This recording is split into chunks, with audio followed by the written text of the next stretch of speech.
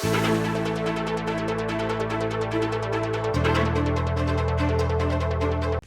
Pampanga mo kilala karas kayong mga santing pasyalan o karing matanak ang Kapampangan.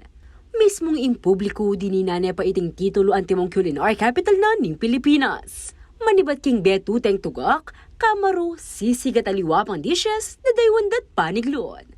Balang munisipalidad at syudad Keti atin kanya-kanyang pagmaragul amay nyamang pamangan. Kalupan ng Angeles City na metong karang numero 1 food destination Keti Labud, Kapampangan. Inya naman na makapagtaka nung bakit milubi ang ting metong karang nominado yung syudad para king ligligan king titulong Asia's Best Emerging Culinary City Destination 2024. Through, of course, submission of our dossier, we were shortlisted, and of course, the visibility of the city in terms of activities that concern gastronomy, no? So this will be a good brand for Philippines to highlight that our food is world class.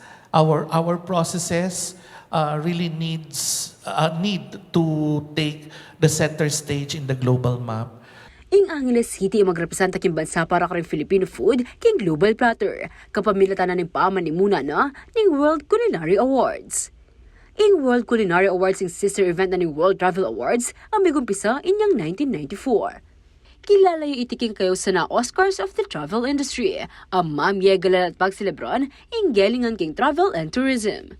Kalaban noon ng syudad ng aliwapang culinary hotspots king Asia, kaluparan ng Hanoi, Vietnam, Kuala Lumpur, Malaysia, Kyoto, Japan, at Taipei, Taiwan.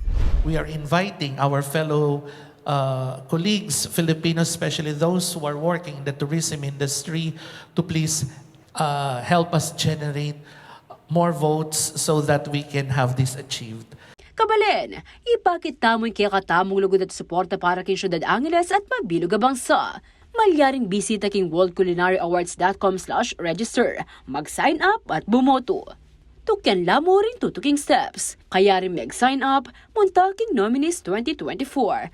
Lalam na ng Asia, pindutan niya ang Asia's Best Emerging Culinary City Destination 2024. Kay Bot, click niya ang Angeles City, Pampanga, Philippines bang mabilang niya, inke kayong boto. Ako, inke kayong talasuyo. Liana Kanilaw, ating pusong makabalen.